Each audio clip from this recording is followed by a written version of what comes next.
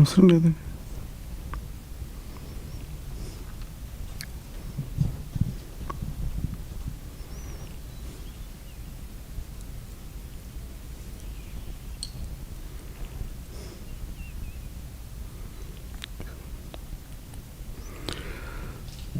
నారాయణ సమారంభాం శంకరాచార్యమధ్యమాం అస్మదాచార్యపర్యంతాం వందే గురు పరంపరాం. Volume పెంచితే మంచిది.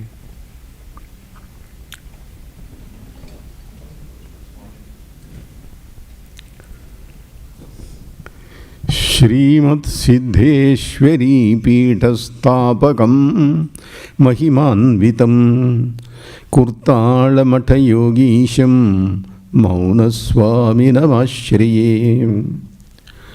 జగన్నాథుడైన నారాయణునకు, జగద్గురువైన శంకరులకు, కుర్తాళ సిద్ధేశ్వరీ పీఠ వ్యవస్థాపకులైన మౌనస్వామికి అంజలి ఘటిస్తున్నాను. పవిత్రమైనటువంటి ఈ హనుమదాలయ ప్రాంగణంలో జరుగుతూ ఉన్నటువంటి ఈ దేవీ నవరాత్రోత్సవాల కార్యక్రమాలలో భాగంగా నిన్న విజయదశమి పూర్తయింది. ఈనాడు లలితాదేవి యొక్క యజ్ఞం చేశారు. చాలా సంతోషం కలిగింది. ఈ దేవాలయ వ్యవస్థాపకులు గణపతి సచ్చిదానంద స్వామి వారు నాకు గత 30 ఏళ్ల నుంచి బాగా సన్నిహితులైనటువంటి వారు. నేను సన్యాస దీక్ష తీసుకోకముందు నుంచి కూడాను వారితో ఎంతో సాన్నిహిత్యం ఉన్నది. సన్యాస దీక్ష తీసుకున్న తర్వాత కూడా ఇటీవల కొద్ది కాలం కింద వారి జన్మదినోత్సవం పెద్ద ఎత్తున విజయవాడలో జరిగినప్పుడు ఆ కార్యక్రమానికి నన్ను ముఖ్య అతిథిగా ఆహ్వానించి స్వామివారు ఎంతో ప్రేమను, అభిమానాన్ని చూపించారు. దేశంలో, భారతదేశానికి కీర్తి తెచ్చినటువంటి ఒక సిద్ధ పురుషునిగా, యోగిగా ఆ మహనీయునకు ఎంతో కీర్తి, ప్రతిష్టలు, ఆధ్యాత్మికమైనటువంటి మహత్వము ఉన్నాయి. విశేషించి హనుమంతుడి ఆలయంలో పాల్గొనటం కూడా చాలా సంతోషం నాకు. ఎందుకంటే ఇంతకుముందు కూడాను ఈ పెద్ద భవనం కట్టకముందు ఉన్నటువంటి ఆలయంలో కొద్ది సంవత్సరాల క్రింద ఒక కార్యక్రమంలో ఇక్కడ పాల్గొనటం జరిగింది కూడాను. హనుమంతుడంటే ప్రత్యేకమైనటువంటి భక్తి ఉన్నది నాకు. మామూలుగా ఒక రాధాదేవి యొక్క అనుగ్రహం, కాళీ కాలభైరవుల యొక్క అనుగ్రహాన్ని భావించేటువంటి వ్యక్తిగా ఉన్న నన్ను హనుమంతుడు చాలా దయతో, ప్రేమతో చూశాడు. చిన్నతనంలో హనుమంతుడు అంటే చాలా ఎక్కువ ఇష్టం ఉండేది. ఎందుకంటే బాల్యంలో, యవ్వనంలో నేను ఓ తాలింఖానాలో వ్యాయామం చేసేవాడిని. ఆ రోజుల్లో శారీరక రంగంలో కొంతకాలం ఉండటం జరిగింది.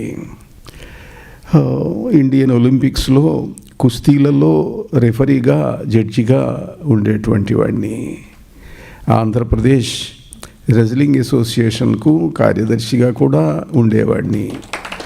శారీరక విద్యా రంగంలో నుంచి ఇటువైపు ఆ రంగాన్ని ఎందుకు స్మరిస్తున్నానంటే, భారతదేశంలో ఉన్నటువంటి హిందువులు స్థాపించిన అన్ని వ్యాయామశాలలలోనూ హనుమంతుడు ఉంటాడు. బుద్ధిర్బలం యశోధైర్యం, బలాన్ని ఇచ్చేటువంటి వజ్రాంగ బలుడు హనుమంతుడు అంటే. అందువల్ల హనుమంతుడిని లేకుండా వ్యాయామశాలలు హిందువులు స్థాపించిన వాటిల్లో ఉండవు. అందువల్ల మా తాలింఖానాలో మంచి హనుమంతుడి యొక్క పెద్ద పటం ఉండేది. హనుమంతుడికి నమస్కారం చేసి ఆ తర్వాత వ్యాయామం చేస్తూ ఉండేటువంటి వాళ్ళం అన్నమాట. ఆ తర్వాత ఓ ప్రత్యేకమైనటువంటి సన్నివేశంలో హనుమంతుడు తన అనుగ్రహాన్ని చూపించాడు అనూహ్యంగా. హనుమంతుడు రాముని బంటు, రామదాసుడైన. నేను అయోధ్య వెళ్ళాను, రామ జన్మభూమిని దర్శించాను, బృందావనం వచ్చాను. బృందావనంలో రాధాకృష్ణ మందిరాలలో పూజలు చేశాను. ఆ దేవత నా యందు కరుణ కలిగినటువంటి దేవత. రాధాదేవి బ్రహ్మ వైవర్త పురాణంలో ప్రత్యేకంగా ఆమె చరిత్ర బాగా ఉన్నది. కానీ దేవీ భాగవతంలో కూడాను నవమ స్కంధంలో రాధాదేవి యొక్క చరిత్ర ఉన్నది. అట్లనే మార్కండేయ పురాణాంతర్గతమైనటువంటి చండీ సప్తశతిలో చండీదేవి యొక్క చరిత్ర ఉన్నది. అదే మళ్ళీ దేవీ భాగవతంలో కూడా ఒక స్కంధంలో కనిపిస్తుంది. దేవీ సంబంధమైనటువంటి కథలు ఏ ఏ పురాణాలలో ఉన్నప్పటికీ కూడా అవి విస్తరంగానూ క్లుప్తంగానూ దేవీ భాగవతంలో వాటి అన్నింటి వ్యవహారాలు విశేషాలు కనిపిస్తూ ఉంటాయి. రాధాదేవి నా యందు కరుణ కలిగినటువంటి దేవత. అనేక వందల వేల సంవత్సరాల నుండి నన్ను కరుణిస్తూ ఉన్నటువంటి ప్రేమస్వరూపిణి రాధాదేవి. ఆమె యొక్క పరివారంలో ఒకటిగా నాకు స్మృతిని ప్రసాదించింది. యజ్ఞములందు ధ్యానములయందు జపములయందునన్ తపఃప్రజ్ఞులకిచ్చినట్లుగా కృపాగతి దర్శనమిచ్చినట్టి సర్వజ్ఞకు మత్పురాజనురుపాసితకున్ రసిక ప్రపంచ సమ్రాజ్ఞికి రాణి రాసమణి రాధకు పాదములంటి మృక్యదన్. 5000 సంవత్సరాల నాడు నేను నాగజాతివానికి చెందినవాడిగా ఉన్నప్పుడు మొదట రాసక్రీడ జరిగినప్పుడు రాధాకృష్ణులు గోపికలతో కృష్ణుడు క్రీడిస్తూ ఉన్నప్పుడు సంగీత నాట్య వైభవం జరుగుతున్నప్పుడు దివ్య భూమికలో దాన్ని చూచేటువంటి అదృష్టాన్ని ప్రసాదించిన రాధాదేవి కరుణామయి, ఆమెను స్మరిస్తూ ఉన్నాను. ఒకరోజు ఇలానే నాతో పాటు కొంతమంది భక్తులు వచ్చారు. ఆ భక్తులు నేను ఒక గదిలో ధ్యానం చేస్తున్నాము. ఎదురుగా భక్తులందరూ కూర్చున్నారు. నేను రాధా మంత్రాన్ని చేస్తున్నాను, వాళ్ళు అదే చేస్తున్నారు. ఇంతలో అర్ధరాత్రి సమయం అది. భక్తులలో ఒక వ్యక్తి పిశాచగ్రస్తుడు ఉన్నాడు, భూతగ్రస్తుడు. అతడికి రాధామంత్రం చేయటం ఇష్టం లేదు, ఆ వాతావరణం నచ్చలేదు అతడికంటే, అతడిలో ఉన్న పిశాచానికి. కళ్ళు మూసుకొని ధ్యానం చేస్తున్నాను. ఆ వ్యక్తి లేచి వస్తున్నాడు చెయ్యెత్తి నన్ను కొట్టడానికి. కళ్ళు మూసుకున్నా నాకు తెలియదు, అందరూ ధ్యానం చేస్తున్నారు కళ్ళు మూసుకొని. ఉన్నట్టుండి నా వెనకాల హనుమంతుడు కనిపించాడు. ఇదేమిటి, రాధామంత్రం చేస్తుంటే హనుమంతుడు వచ్చాడేమిటి, చిత్రంగా ఉంది అని ఉన్నట్టుండి కళ్ళు తెరిచాను. కళ్ళు తెరిచేసరికి ఇతడి దగ్గరికి వచ్చాడు. ఆ చెయ్యిలా విసిరేస్తున్నాడు. చెయ్యి పట్టుకున్నాను. చెయ్యి పట్టుకోగానే అతడికి స్పృహ వచ్చింది. ఇదేంటి స్వామివారు, నేను ఇక్కడికి ఎందుకు వచ్చానన్నాడు. Something like a sleep walking, తెలియకుండా వచ్చాడనమాట. ఏం లేదులే పోయి కూర్చో అన్నాను. ఏదో పొరపాటు జరిగిందండి, నేను చెయ్యెత్తి వచ్చాను మీ మీదకి, ఎందుకు వచ్చానో నాకే తెలియటం లేదు అన్నాడు. సరే ఎందుకు వచ్చినా ఏం పర్వాలేదులే, నీ జపం నువ్వు చేసుకో అన్నాను. అంటే ఒక భూతగ్రస్తుడైన వ్యక్తి వస్తున్నప్పుడు రాధామంత్రం చేస్తున్న నాకు రక్షణగా వచ్చాడు హనుమంతుడు. హనుమంతుడు బృందావన క్షేత్ర రక్షకుడు, బృందావన క్షేత్ర పాలకుడు, గోపీశ్వరుడు. శివుడు గోపికగా మారి బృందావనానికి పాలకుడిగా ఉన్నాడు. బృందావనంలో ఒక ఆలయం ఉన్నది. పగలంతా శివలింగం, రాత్రిపూట కాగానే ఆ శివలింగానికి చక్కగా అందంగా అలంకరిస్తారు. ఒక గోపికలాగా జడ వేసి పూలు పెట్టి అలంకరిస్తారు. ఒక గోపిక అక్కడ కూర్చున్నదేమో అని అనిపిస్తుంది. అలాంటి బృందావన క్షేత్ర రక్షకుడు హనుమంతుడు. అందువల్ల రాధ యొక్క ఆజ్ఞ వల్ల తన భక్తులకు ఏదైనా ఇబ్బంది జరుగుతూ ఉంటే ఆమె ఆజ్ఞతో హనుమంతుడు వచ్చాడు. అలా హనుమంతుడితో అనుబంధం ఏర్పడింది. అది బాగా పెరిగింది. కుర్తాళంలో మాకు హనుమంతుడి ఆలయం ఉన్నది. కుర్తాళ పీఠంలో ఉండేటువంటి ఆలయ సముదాయంలో నేను స్వయంగా కొన్నింటికి పూజ చేస్తాను. అన్నింటికి సమయం ఉన్నా లేకపోయినా కొన్ని ప్రత్యేకంగా చేస్తాను. అందులో హనుమంతుడి ఆలయంతో మొదలు పెడతాను నేను. ఎందుకంటే నేనున్న వసతి గదికి ఎదురుగా ఉంటుంది హనుమంతుడి ఆలయం. మిగతా తర్వాత సిద్ధేశ్వరి, గణపతి ఇవన్నీ ఉంటాయి అనుకోండి. హనుమంతుడికి పూజ చేద్దాము, మొదలు పెడదాము అని అనుకుంటున్నాను. భక్తులు ఎవరో తెచ్చి అరటి పళ్ళు పెట్టారు వాళ్ళ మీద. వచ్చిన వాళ్ళకి ఇచ్చాను. మరి కొన్ని ఉన్నాయి, ఒక 20 అరటి పండ్లు ఉన్నట్టుంది. అన్నాను ఇంకా భక్తులు వస్తున్నట్టున్నారు, నేను ఈలోపు పూజ సమయం అయింది, దుస్తులు మార్చుకొని వస్తాను అని లోపలికి వెళ్తూ అన్నాను. ఒక డజను పండ్లు హనుమంతుడికి నైవేద్యం పెడతాము, మిగిలినవి భక్తులకు ఇద్దాంలేండి, సరిపోతాయి ఇప్పుడు వచ్చిన వాళ్లకు అన్నాను. లోపలికి వెళ్ళి బయటకు వచ్చేసరికి ఒక శిష్యుడు చెప్పాడు, స్వామివారు పెద్ద కోతి వచ్చిందండి, కోతి వచ్చి డజను పండ్లు మీరు హనుమంతుడికి నైవేద్యం పెడతామన్నారు, ఆ డజను ముట్టుకోలేదు, మిగిలినటువంటివి కొన్ని ఉన్నాయి, అవి వచ్చి తీసుకెళ్ళిందండి అన్నాడు. అనేటప్పటికీ అయ్యో పొరపాటు జరిగింది, ఆ కోతి దగ్గరికి వెళ్ళి ఈ పండ్లు కూడా తీసుకెళ్ళమని చెప్పండి, ఇవి నీకు నైవేద్యం పెట్టడానికే తెచ్చాను స్వామి, తీసుకెళ్ళమని చెప్పండి అన్నాను. వాళ్ళు అక్కడికి వెళ్ళి పెద్దగా అరిచారు, స్వామివారు ఇవి కూడా తీసుకెళ్ళమంటున్నారు మీకు నైవేద్యం అంట అని చెప్పి. ఆ కోతి అందరూ చూస్తూ ఉండగా నడిచి వచ్చి మిగిలిన పండ్లు కూడా తీసుకెళ్ళింది. ఇలా హనుమంతుడు తన అనుగ్రహాన్ని చూపిస్తూ ఆంజనేయమతి పాటలాననం కాంచనాద్రికమనీయ విగ్రహం పారిజాత తరుమూలవాసినం భావయామి పవమాననందనం. హనుమంతుడు పారిజాత పుష్పాలంటే ఇష్టపడతాడు. అందుకే మా హనుమంతుడి గుడికి వెనకాల పారిజాతపు చెట్టు పెద్దది ఉన్నది. రోజు ఆ పూలతో పూజ చేయడం జరుగుతూ ఉంటుంది. మనోజవం మారుతతుల్యవేగం జితేంద్రియం బుద్ధిమతాం వరిష్టం వాతాత్మజం వానరయూధముఖ్యం శ్రీరామదూతం శిరసా నమామి. ఇలా హనుమంతుడి గురించి చెప్తూ పోతే ఆయన అనుగ్రహ కథలు ఎన్నో చెప్పగలను నేను.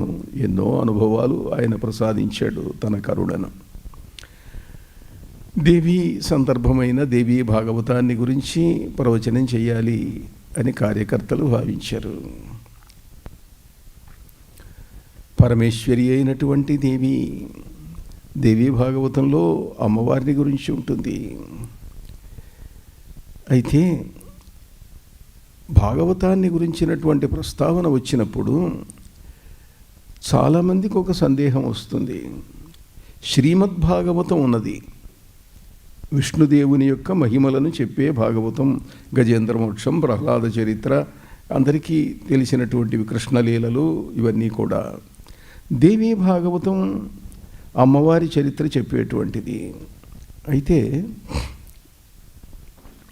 అష్టాదశ పురాణాలు ఉన్నాయి. మద్వయం భద్వయం చైవ భ్రత్రయం వచతుష్టయం అనాపలింగ కూస్కాని పురాణాని పృథక్ పృథక్. మద్వయం మకారంతో మొదలయ్యే పురాణాలు 2, మత్స్య మార్కండేయ పురాణాలు. భద్వయం భకారంతో మొదలయ్యే పురాణాలు 2, భవిష్య పురాణం, భాగవత పురాణం. భ్రత్రయం బ్రకారంతో మొదలయ్యేవి 3, బ్రహ్మ, బ్రహ్మాండ, బ్రహ్మవైవర్త పురాణాలు. చతుష్టయం వకారంతో మొదలయ్యేటువంటి పురాణాలు 4, విష్ణు పురాణం, వాయు పురాణం, వామన పురాణం, వరాహ పురాణం.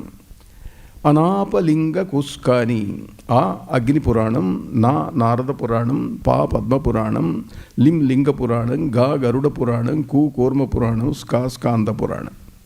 ఇవి 18 పురాణాలు. 18 పురాణాలలోనూ భాగవతం ఉన్నది. ఈ భాగవతం ఏ భాగవతం? విష్ణు భాగవతమా, దేవీ భాగవతమా? భాగవతం ఒకటే 18 పురాణాలలో. దీన్ని గురించి ఒకప్పుడైతే 200, 300, 200 సంవత్సరాల క్రింద కాశీలో పండితులు తలలు పట్టుకున్నారు, పోట్లాడుకున్నారు, ఘర్షణ పడ్డారు. కొంతమంది విష్ణు భాగవతమే అసలు భాగవతం, కొంతమంది దేవీ భాగవతమే అసలు భాగవతం, వ్యాసుడు రాసింది ఇదే, వ్యాసుడు రాసింది అదే, ఇలా పోట్లాడుకున్నారు.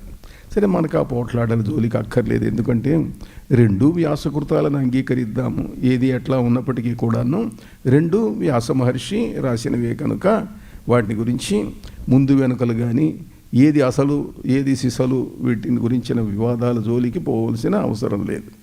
కాగా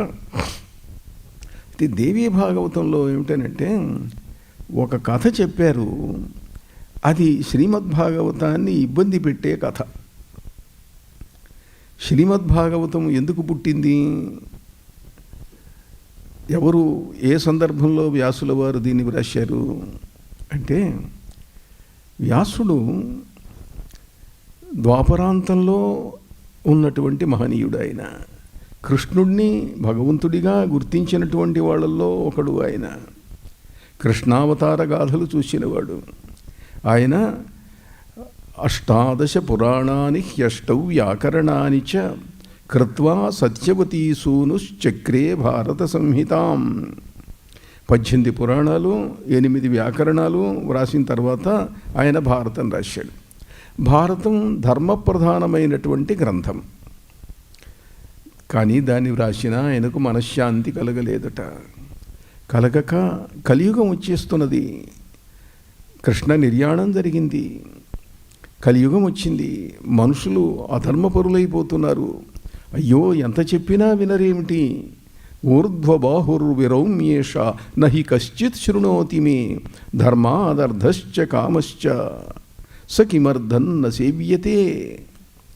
నేను 2 చేతులెత్తి ఘోషిస్తున్నాను, ధర్మబద్ధంగా జీవించండి, ధర్మబద్ధంగా అర్థాన్ని సంపాదించండి, ధర్మబద్ధంగా కామాన్ని అనుభవించండి అని చెబుతున్నాను. నా మాట వినరేమిటి? అధర్మం చేసి డబ్బు సంపాదిస్తున్నారు, అధర్మంగా కామాన్ని అనుభవిస్తున్నారు. అయ్యో, ప్రజలు ఇట్లా అయిపోతున్నారేమి అని చాలా వేదన కలిగి, బాధ కలిగి ఆయన దుఃఖిస్తూ ఉంటే నారద మహర్షి వచ్చాడు. ఏమిటయ్యా, ఎందుకింత బాధపడుతున్నావు అంటే ఇది అన్నాడు. అంటే కాలగమనాన్ని మార్చటం నీ చేతుల్లో లేదు. కృతయుగం, త్రేతాయుగం, ద్వాపరయుగం, కలియుగం. అట్లని చేతగాదని ఊరుకోకూడదు. ఎవరి ప్రయత్నం వాళ్ళు చేయాలి ధర్మాన్ని రక్షించటానికి. నీ వంతు నువ్వు కృషి చేశావు. కౌరవ పాండవుల యొక్క యుద్ధాన్ని ఆపటానికి ప్రయత్నించారు, కుదరలేదు. ధర్మం గెలిచింది. కానీ ప్రజలలో మార్పు వచ్చింది. ఎలాంటి మార్పు? చిన్న కథ చెప్పారు. ఏమిటంటే, కలియుగం వచ్చింది, రాబోతున్నది, ఇంకా కృష్ణ నిర్యాణం కాలేదు. ఒక భూస్వామికి ఆయన కొంచెం పొలం ఉన్నది. ఆ పొలంలో దాన్ని ఇంకోళ్ళకి అమ్మాడు. తన పొలాన్ని ఇంకోళ్ళకి అమ్మాడు. ఆ కొనుక్కున్నవాడు ఆ పొలాన్ని బాగు చేసుకుంటూ అదంతా ఆ పొలంలో తవ్వుతూ ఉంటే అక్కడ ఒక నిధి దొరికింది. ఆ నిధిలో బంగారు, రత్నాలు అన్నీ ఉన్నాయి. ఆయన అన్నాడు, అమ్మిన వాడి దగ్గరికి వెళ్ళి, నీవు నాకు పొలాన్ని అమ్మావు, నేను కొనుక్కున్నాను, నేను కొన్న ధరకు ఇక్కడ నిధి దొరికింది, దానికి సంబంధం లేదు. ఈ నిధి కొన్ని 100 రెట్లు ఎక్కువ ఉన్నది నేను కొన్నదానికంటే, నీకు ఇచ్చిన డబ్బుల కంటే. ఇది నీది, ఇది నాది కాదు. ఈ నిధిని నువ్వు తీసుకో అన్నారు. ఈ నిధిని నువ్వు తీసుకో అన్నాడు. అంటే నేను పొలాన్ని నీకు అమ్మాను, అమ్మిన తర్వాత నాకు ఆ పొలంతో సంబంధం లేదు, దాంట్లో ఏం దొరికినా నీదే, ఏమున్నా నీదే. అందుకే తరువాతి కాలంలో మన దేశంలో పొలాలు అమ్మేటప్పుడు నిధి నిక్షేపములతో సహా అమ్మటమైనది అని రాసేవాళ్ళు. కొన్ని అలవాట్లు చాలా చిత్రంగా ఉంటాయి. అప్పు తీసుకుంటాము, ప్రామిసరీ నోట్లు రాస్తారు. చైనా దేశంలో ప్రామిసరీ నోట్లు రాసేటప్పుడు ఒక కండిషన్ రాస్తారు. ఈ జన్మలో నీ బాకీ తీర్చకపోయిన ఎడల వచ్చే జన్మలో తీర్చగలవాడను అని రాస్తారు. అదొక క్లాజు కంపల్సరీ. సరే, జన్మకర్మ సిద్ధాంతం మనకు తెలిసిందే అని అనుకోండి. ఎట్లాగూ ఈ జన్మలో తీసుకున్న తీర్చకపోతే వచ్చే జన్మలో తీర్చక తప్పదు. కొన్ని 100 రెట్లు ఎక్కువ తీర్చాల్సి వస్తుంది.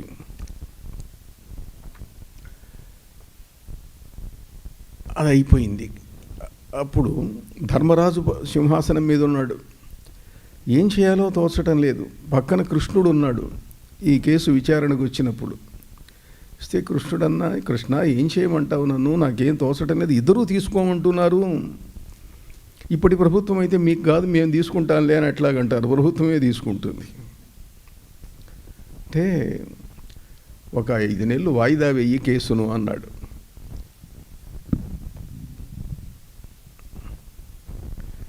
5 నెలలు కేసు వాయిదా వెయ్యి అన్నాడు. ఈ 5 నెలల్లో కృష్ణుడు శరీరాన్ని విడిచిపెట్టాడు. కృష్ణుడు విడిచిపెట్టిన తర్వాత ఆ వాయిదా విచారణకు వచ్చినప్పుడు మళ్ళీ వాళ్ళే వచ్చారు. ఇప్పుడు ఏమన్నారంటే ఎవరికి వాళ్ళు ఇది మాది అను అని పోట్లాడుకోవడం మొదలుపెట్టారు. అమ్మినవాడేమో నేను నిధి ఉన్నదని అనుకోలేదు, నిధిని ఎందుకు అమ్ముతాను నేను అన్నాడు వాడు. నేను కొనుక్కున్నాను, నిధి కూడా నాదే అని ఇప్పుడు ఇద్దరు మాది మాదని పోట్లాడుకోవడం మొదలుపెట్టారు. ఇప్పుడు ఏం తీర్పు చెప్పాలా? పెద్దలను అడిగాడు ధర్మరాజు. అన్నాడు, ఏమి లేదు, వాళ్ళిద్దరికీ, ఇద్దరు రైతులకు కూడా ఒకళ్ళ కొడుకున్నాడు, ఒకళ్ళ కూతురు ఉన్నది, వాళ్ళిద్దరికీ పెళ్లి చేసి ఈ నిధి వాళ్ళకి ఇచ్చేసేయండి, పొలము నిధి అన్నారు. సరే, ఏదో వాళ్ళు ఒప్పుకున్నారు కనుక సరిపోయింది. అలా తీర్పు చెప్పాడు.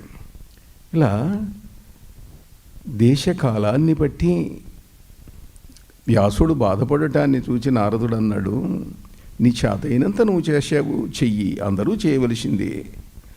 కానీ నువ్వు భాగవతాన్ని రచించు, భాగవతాన్ని రచిస్తే నీకు మనశ్శాంతి కలుగుతుంది అని భాగవతాన్ని రచింపజేశాడు నారదుడు. వ్యాసుడు భాగవతాన్ని రాశాడు. అలా భాగవతం, విష్ణు భాగవతం వచ్చినట్టుగా మనకు శ్రీమద్భాగవతంలో కనిపిస్తుంది. ఈ భాగవతాన్ని తన కుమారుడైన శుకుడికి చెప్పాడు ఆయన. ఆ శుకుడు బ్రాహ్మణ మహర్షి శాపగ్రస్తుడైనటువంటి పరీక్షిత్తుకు వారం రోజుల్లో చెప్పాడు. పరీక్షిత్తు విప్రశాపము చేత 7 రోజుల్లో మరణిస్తాడు అని కథ ఉన్నది. 7 రోజుల్లో మరణిస్తాడు, ఏం చేయాలా అంటే అప్పుడు పెద్దలు చెప్పారు, శుకమహర్షి వచ్చి భాగవతం చెప్తే నీకు ముక్తి కలుగుతుంది. శుకమహర్షి వచ్చాడు, 7 రోజుల్లో భాగవతాన్ని చెప్పాడు, పరీక్షిత్తు ముక్తికి పోయినాడు అని మనకు శ్రీమద్భాగవతం చెప్తుంది. కనుక అప్పటి నుంచి కూడా భాగవత సప్తాహాలు మొదలైనవి. ఎందుకంటే 7 రోజుల్లో శుకుడు భాగవతాన్ని చెప్పాడు గనక ఈ 7 రోజులు అనేటువంటిది అలవాటే భాగవత సప్తాహం అని చెప్పుకుంటున్నాం. బాగుంది. దేవీ భాగవతంలో ఏం చెప్పారనంటే,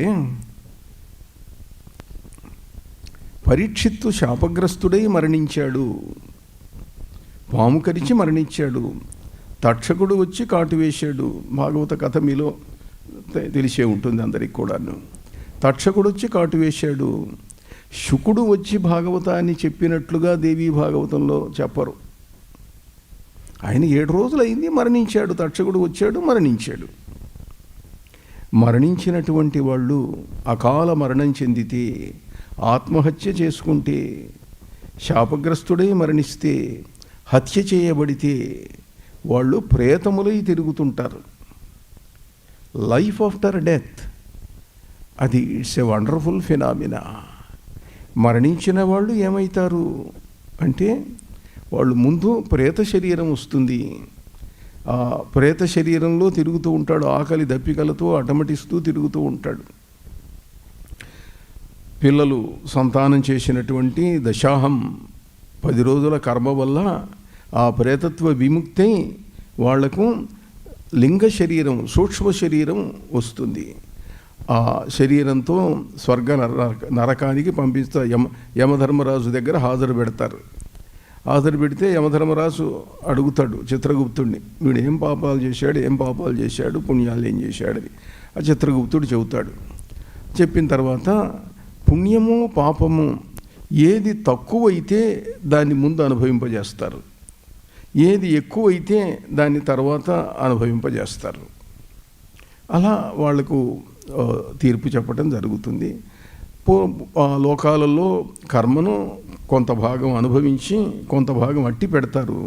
మళ్ళీ జన్మకు రావాలే, ముక్తికి పోరు అంత సులభంగా. ముక్తికి పోకుండా మళ్ళీ జన్మకు రావాలనంటే కొంత కర్మ అట్టి పెట్టాలి. అట్టి పెడితే దాంతో మళ్ళీ భూలోకానికి వచ్చి ఆ పాపపుణ్యాలను ఇక్కడ అనుభవిస్తూ ఉంటారు. మళ్ళీ ఇక్కడ పాపపుణ్యాలు చేస్తారు, మళ్ళీ పైకి వెళ్తుంటారు. సరే, ఇదొక పరంపర సాగుతూ ఉంటుంది. దేవీ భాగవతం ప్రకారం పరీక్షిత్తు మోక్షానికి పోలేదు, ప్రేతమై తిరుగుతున్నాడు. జనమేజయ మహారాజు పరీక్షిత్తు యొక్క కుమారుడు. ఆయన తండ్రిని ఒక నాగజాతి వాడు చంపాడు, పాము కరిచి చంపింది అన్న సంగతి ఆయనకు చిన్నప్పుడు చెప్పకుండా దాచిపెట్టించారు. ఆయన పెంచేటప్పుడు పెద్దవాడై సింహాసనం మీదకి వచ్చిన తర్వాత ఎవరో వచ్చి చెప్పారు. ఉదంకుడు అని ఒక మహర్షి వచ్చి చెప్పాడు. ఆయనకు నాగజాతి మీద ఉన్న కోపం వల్ల, నువ్వేం మహారాజు అయ్యా, మీ నాయన్ను నాగరాజు చంపితే ఆమెను ఊరుకున్నావు నువ్వు అంటే, మా నాన్న నాగరాజు చంపటం ఏమిటి అన్నాడు. అప్పుడు కథ చెప్పాడు ఆయన. అయితే నాగజాతిని నాశనం చెయ్యాలి, ఎలా సర్పజాతిని నాశనం చెయ్యాలా, యుద్ధం చేస్తానన్నాడు. యుద్ధం చేస్తే ఏమో నువ్వు గెలుస్తావో వాళ్ళు గెలుస్తారో, అట్లా కాదు, యజ్ఞం చేయించు. మహామంత్రవేత్తలు శక్తి సంపన్నులు అయినటువంటి ఋషులు ఉన్నారు, వాళ్ళను ప్రార్థించి సర్పయాగం చేయించు. వేల లక్షల మందిని సర్పజాతి నాగజాతి వాళ్ళందరినీ కూడా చంపేద్దాం, మా మంత్రశక్తితో చేస్తాం, నువ్వు యుద్ధం చేయాల్సిన పనేం లేదన్నాడు. సర్పయాగం జరిగింది.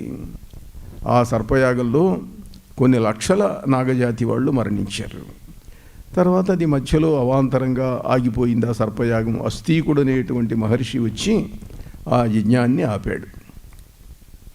నాగజాతి, ఆయన తల్లి నాగజాతికి చెందినటువంటి స్త్రీ జరత్కారువు అని చెప్పి, ఆమె మానసాదేవి యొక్క జన్మ. మానసాదేవి గొప్ప దేవతగా పూజించబడుతూ ఉంటుంది. అస్సాంలో మానసాదేవి యొక్క ఆలయం ఉన్నది. హరిద్వార్లో కూడా కొండ మీద మానసాదేవి యొక్క ఆలయం ఉన్నది. నాగమాత ఆవిడ. అక్కడ ఒక చిత్రమైన ఆచారం ఉంది. మీలో హరిద్వార్ వెళ్ళొచ్చినటువంటి వాళ్ళు ఉండి ఉంటారు. అక్కడ ఏమిటంటే ఆచారం, ఆంధ్రదేశంలో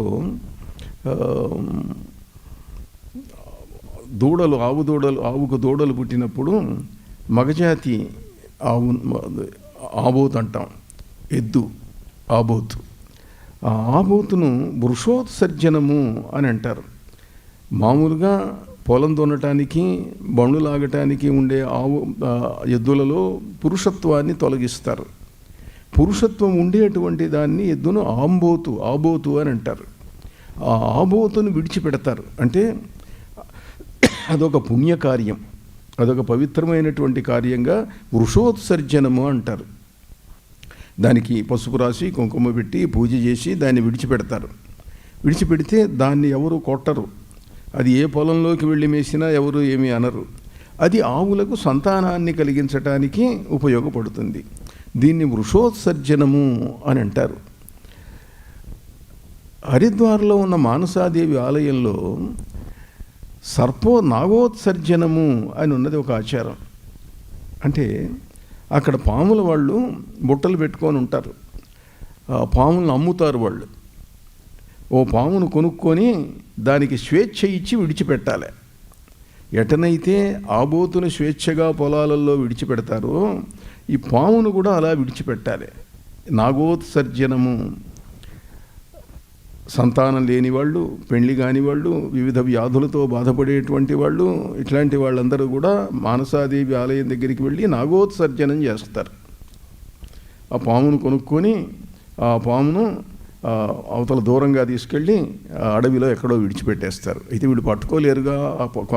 ఆ పామును అమ్మిన వాడే వస్తాడు, ఊరికి మీరు చెయ్యేయండి చాలంటాడు. అయితే మన ఎదురుగా దాన్ని విడిచిపెడతాడు, దాన్ని అది వెళ్ళిపోతుంది. ఇలా ఈ నాగజాతికి సంబంధించినటువంటి ఆ మానసాదేవి యొక్క జన్మ అయినటువంటి జరత్కారు అనే ఆమె పుట్టినవాడు అస్థీకుడు సర్పయాగాన్ని ఆపించాడు. సరే, దాని ఆఫ్టర్ ఎఫెక్ట్స్ చాలా ఉన్నాయి అనుకోండి. జనమేజయ మహారాజుకు భయంకరమైన చర్మవ్యాధి వచ్చింది, కొన్ని లక్షల పాములు చంపినందువల్ల. అది వేరే ఇంకో యజ్ఞం చేసి వైశంపాయన మహర్షి పోగొట్టాడు. ఏదున్నా ఈ పరీక్షిత్తు ప్రేతమై తిరుగుతున్నాడు. ఒకరోజు వ్యాస మహర్షి వచ్చాడు. వ్యాస మహర్షి వస్తే, తాతగారు మా నాయన మరణించాడు, ఆయన ఏమైనాడు? ఆయన సర్పదష్టుడై మరణించాడు కదా, పాము గరిచి మరణించాడు. నేనేదో పగ తీర్చుకోవడానికి ప్రయత్నించాను, కొంత జరిగింది కొంత జరగలేదు. అసలు చంపినవాడు తప్పించుకున్నాడు, తక్షకుడు వాడిని ఏం చేయలేకపోయినాము. కనుక మా నాన్న ఎట్లా ఉన్నాడు అన్నాడు. మీ నాన్న ప్రేతమై తిరుగుతున్నాడు రా నాయన, వాడికి ముక్తి రాలేదురా అన్నట్ట వ్యాస మహర్షి. అయ్యో ఎట్లా, ఏం చేయమంటారు అంటే ఆయన అన్నాడు, నాయన శ్రీదేవి యొక్క యజ్ఞం చెయ్యి, పరమేశ్వరి యొక్క యజ్ఞం చెయ్యి. ఎవరా పరమేశ్వరి? కృష్ణుణ్ణి గురించి విన్నాను, నారాయణుణ్ణి గురించి విన్నాను, శివుణ్ణి గురించి విన్నాను, నాకు అమ్మవారిని గురించి ఎక్కువ తెలియదు తాతగారు, మీరు చెప్పాలా అంటే, నువ్వు యజ్ఞం చేయిస్తూ ఉండు, సాయంకాలం పూట నేను దేవీ భాగవతం ప్రవచనం చేస్తాను అన్నాడు వ్యాస మహర్షి. అట్లా దేవీ భాగవతం వచ్చింది అని దేవీ భాగవతంలో ఉన్నటువంటి కథ. దేవీ భాగవతాన్ని వ్యాస మహర్షి జనమేజయుడికి వినిపించాడు. శ్రీదేవి యజ్ఞం జరిగింది, లలితాదేవి యొక్క యజ్ఞం జరిగిందో, దుర్గాదేవి యొక్క యజ్ఞం జరిగిందో, లేక వివిధ దేవతలు కాళీ, తారా, చిన్నమస్తా, భైరవి, బగళాముఖి, ధూమావతి చ మాతంగి, షోడశి, భువనేశ్వరి, కమలాత్మిక, దశమహావిద్యాదేవతలు ఏ రోజు ఏ యజ్ఞం చేశారో, ఒకరోజు చండీ యాగం, ఒకరోజు లలితాయాగం, ఇంకో రోజు భువనేశ్వరి యాగం, ఇంకో రోజు ఇంకో యజ్ఞం. ఏదైనప్పటికీ కూడా శ్రీదేవి అంటే లలితాదేవి మామూలుగా, శ్రీమాత శ్రీదేవి, శ్రీచక్రరాజ నిలయ అంటే లలితాదేవి. అలా ఆయన దేవీ భాగవతంలో అమ్మవారి యొక్క వివిధ రూపాలను, వివిధ విశేషాలను అన్నింటినీ కూడా ఆయన వివరించాడు. వివరిస్తే దాంట్లో భాగవతాన్ని గురించి చెప్తూ ఒక నిర్వచనం ఇచ్చారు, ఓ డెఫినిషన్ ఇచ్చారు. హయగ్రీవ బ్రహ్మ విద్యా యత్ర వృత్రమధస్తథా గాయత్ర్యా చ సమారంభః తద్వై భాగవతం విదుః. భాగవతాన్ని గుర్తుపట్టడం ఎట్లా అంటే, దేంట్లోనైతే హయగ్రీవ బ్రహ్మ విద్య ఉంటుందో, హయగ్రీవుడు చెప్పిన బ్రహ్మ విద్య, యత్ర వృత్రవధస్తథా, ఎక్కడైతే వృత్రాసుర సంహార కథ ఉంటుందో, గాయత్ర్యా చ సమారంభః, గాయత్రితో ఏది ప్రారంభమవుతుందో అది భాగవతము అన్నారు. శ్రీమద్భాగవతంలోనూ ఈ లక్షణాలు అప్లై అవుతున్నాయి, దేవీ భాగవతంలోనూ కూడా ఈ లక్షణాలు అప్లై అవుతూ ఉన్నాయి. అందువల్ల ఈ కథలు ప్రధానమైనటువంటి, మామూలుగా భాగవతం అనగానే ఆంధ్రదేశంలో భాగవత సప్తాహం చేస్తుంటే గజేంద్ర మోక్షమును, రుక్మిణీ కళ్యాణం, ప్రహ్లాద చరిత్ర ఇవి చెప్పుకుంటాం. ఎందుకంటే పోతన గారు అద్భుతంగా రాశాడు కాబట్టి వాటిని. కానీ సంస్కృతంలో వీటికి ప్రాధాన్యం లేదు. సంస్కృతంలో హయగ్రీవుడి కథకు ప్రాధాన్యం, గాయత్రీ కథకు ప్రాధాన్యం, వృత్రాసుర వధకు ప్రాధాన్యం. ఇవి ముఖ్యమైనవేననుకోండి మిగతావి, కానీ వీటికి ప్రత్యేకత ఉన్నది. సరే, ఇక్కడ దేవీ భాగవతంలోకి వచ్చేసరికి అమ్మవారి యొక్క గాథలు ప్రధానం. ఈ దేవీ భాగవత ప్రవచనాలు జరిగినందువల్ల, దేవీ యజ్ఞం చేసినందువల్ల పరీక్షిత్తుకు ముక్తి వచ్చింది, ప్రేతత్వం పోయింది అని దేవీ భాగవతం చెబుతుంది. బాగున్నది. శ్రీదేవి యజ్ఞం చేశారు. ఇవాళ పొద్దున మీరు లలితాదేవి యొక్క యజ్ఞాన్ని చేశారు. శ్రీమాత శ్రీ మహారాజ్ఞి శ్రీమత్ సింహాసనేశ్వరి. పొద్దున యజ్ఞం చేస్తే మన నాగేంద్ర గారు వాళ్ళు అందరూ మంచి ఫోటోలు తీశారు. ఆ ఫోటోలలో హోమకుండంలో సింహం కనిపిస్తున్నది, హోమకుండంలో ఖడ్గధారిణి అయిన అమ్మవారు కనిపిస్తున్నది. ఆ చిత్రాలలో హోమాగ్నిలో అప్పుడప్పుడు ఇటువంటి దృశ్యాలు కనిపిస్తూ ఉంటాయి. అంటే మామూలుగా మీకు ఇంకా దివ్య చక్షువు వికసించిన వాళ్ళు కొంతమంది ఉంటారు. థర్డ్ ఐ ఓపెన్ అయిన వాళ్ళు, యాస్ట్రల్ విజన్ డెవలప్ అయినటువంటి వాళ్ళు మీలో కొంతమంది ఉండవచ్చు. లేని వాళ్లకు దేవతలు వస్తారు అంతే, దేవతలు రావటం జరుగుతుంది అని వినటం. ఎందువల్ల పెద్దలు చెప్పారు కాబట్టి వింటున్నారు. నమ్మకం, ఇట్స్ ఓన్లీ ఎ ఫెయిత్. కనుక ఈ విశ్వాసానికి తోడుగా ఏదైనా ఇట్లాంటి దివ్యానుభవాలు కనుక జరిగితే విశ్వాసం పెరుగుతుంది. ఆంధ్రదేశంలో ఒకప్పుడు రాఘవనారాయణ శాస్త్రి గారని, తాడేపల్లి రాఘవనారాయణ శాస్త్రి గారని గొప్ప ఉపాసకుడు ఉండేవాడు. బాలాదేవి ఉపాసకుడుగా ఆయనకు పెద్ద పేరు, మహనీయుడు, గొప్ప వ్యక్తి. ఆయన ఆయువు తీరి మరణించారు. శరీరాన్ని దహనం చేస్తున్నారు. శరీరాన్ని దహనం చేస్తుంటే ఆ ఊళ్ళో ఉన్నటువంటి ఓ ఫోటోగ్రాఫరు మామూలు సాదా సీదా కెమెరాతో ఫోటో తీశాడు.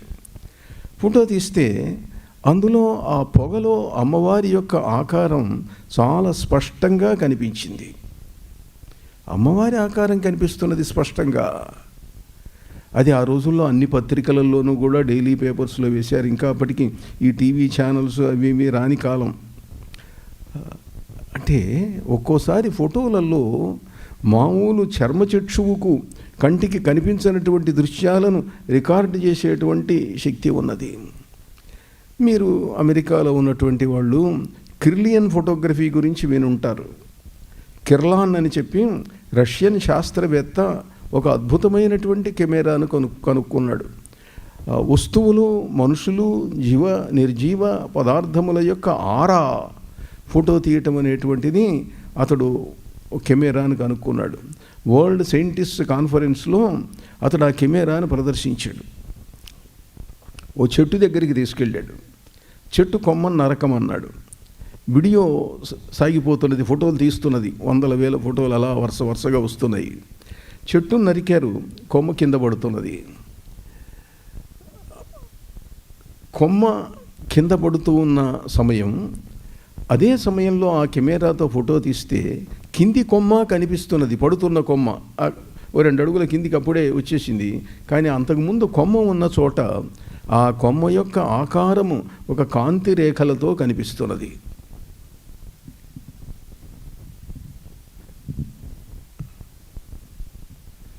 కాంతి రేఖలతో కనిపిస్తున్నది.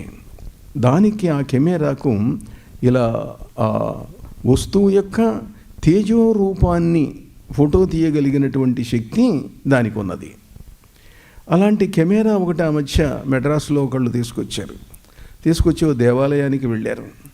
దేవాలయానికి వెళ్ళి అక్కడ దేవుడికి నైవేద్యం పెడుతున్నారు. పళ్ళెంలో పూలు, పాలు, పండ్లు అవన్నీ కూడా ఉన్నాయి. ఫోటో తీశారు, మామూలుగానే ఉంది. కానీ మంత్రం చెప్పి అర్చకుడు నైవేద్యం పెట్టిన తర్వాత ఈ కెమెరాతో ఫోటో తీస్తే ఆ పండ్లు, పాలు, పూలు వాటి చుట్టూ కూడాను ఒక తేజో వలయం పడింది. ఈ తేజో వలయం ఎక్కడిది అంటే మంత్రం ఉచ్చరిస్తూ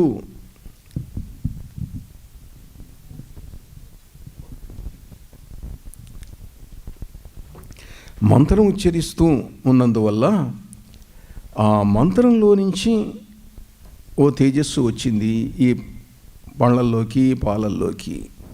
అంతకుముందు ఒట్టి పండ్లు, ఒట్టి పాలు, ఒట్టి స్వీట్స్ ఇప్పుడు ప్రసాదమైనవి అవి.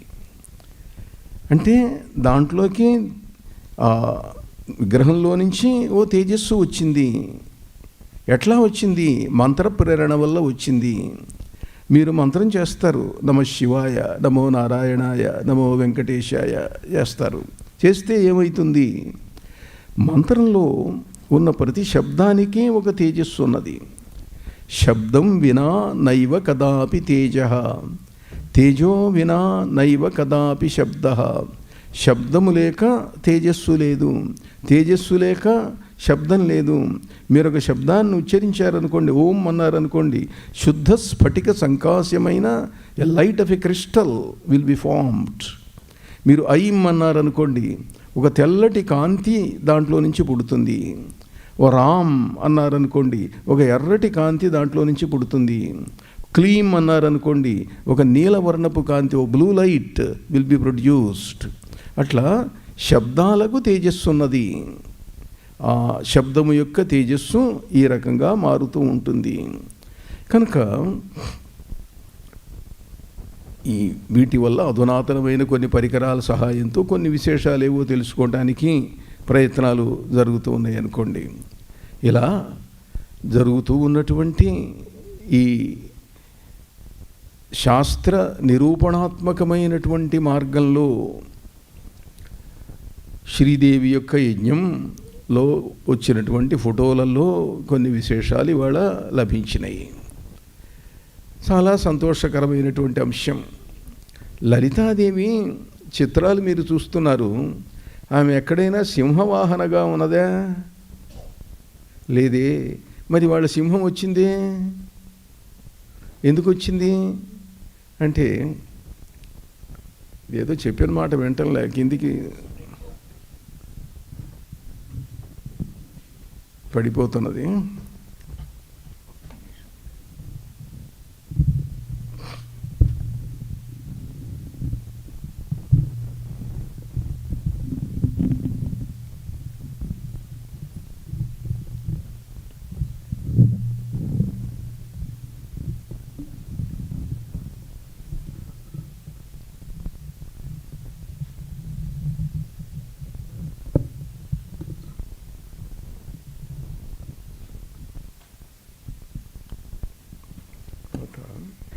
మనకు సమయం ఎంతసేపు జాయింపుగా చెప్తే దాన్ని బట్టి నేను క్లోజ్ చేయడం జరుగుతుంది.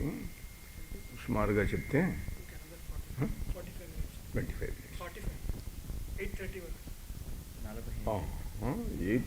8:30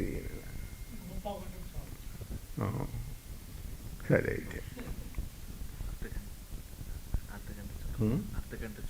ఒక ½ అన్ అవర్ చేద్దాంలేండి.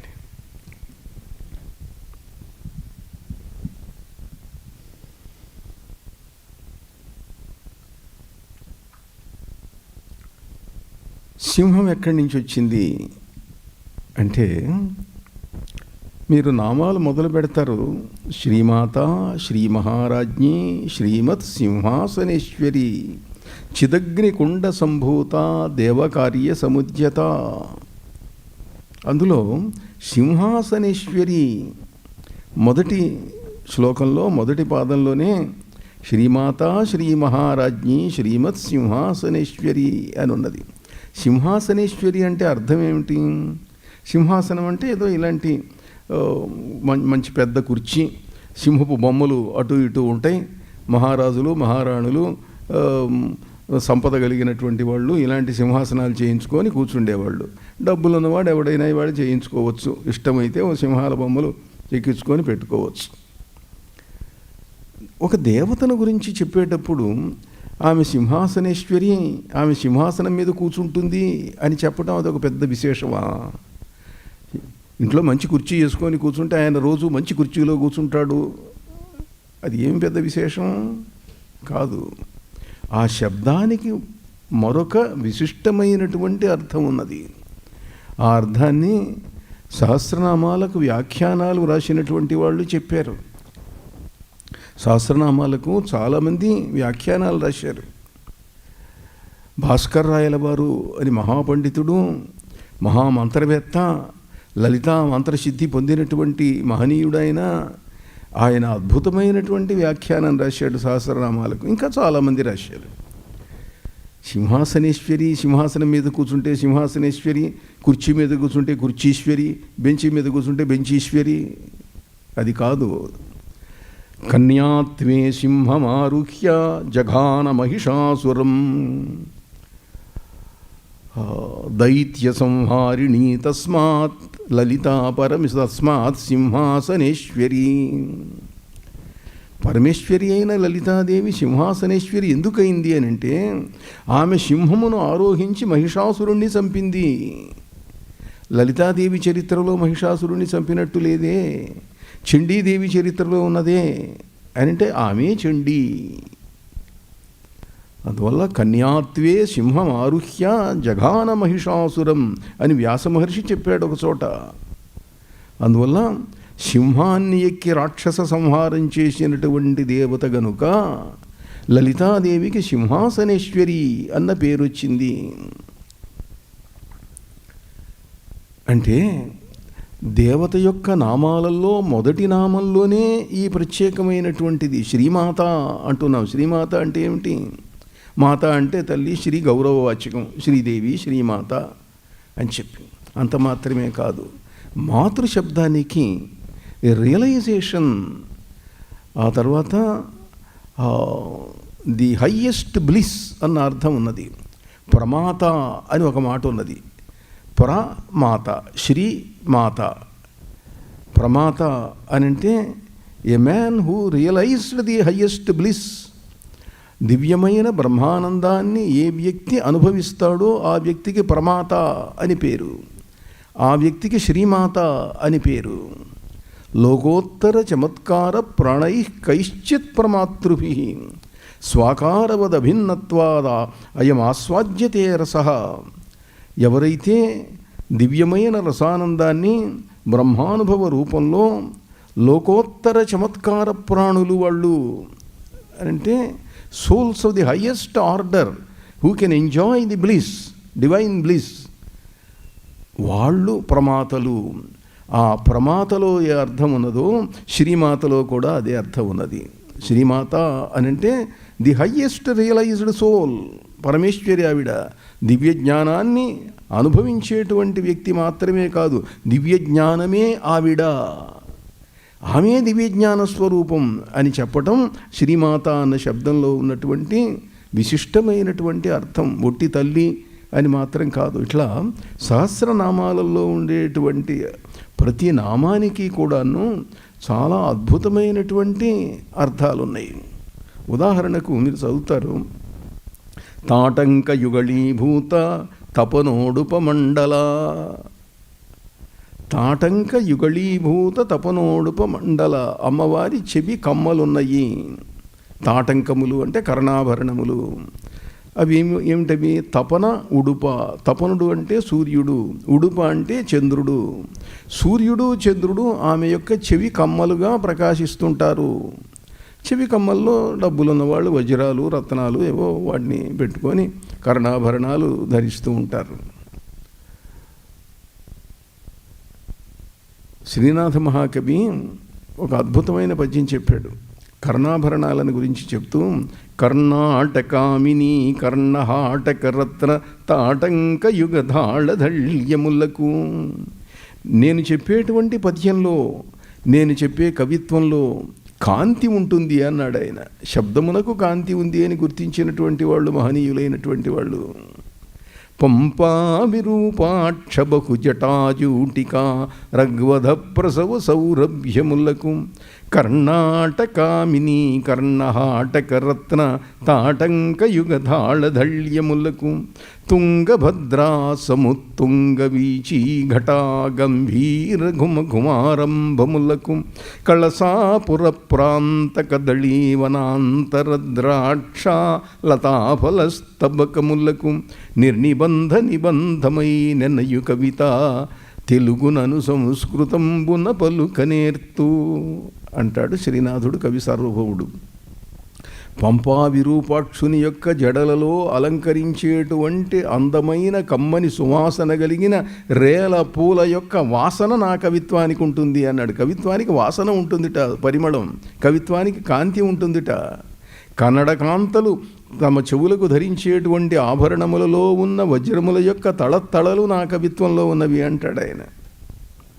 అట్లనే తుంగభద్రా సముత్తుంగ వీచీ ఘట గంభీర ఘుమ ఘుమారంభములకు పరవళ్ళు దొక్కుతూ తుంగభద్ర ప్రవహిస్తూ ఉంటే ఆ తుంగభద్రా నది చేసేటువంటి నాదం నా కవిత్వంలో ఉన్నది.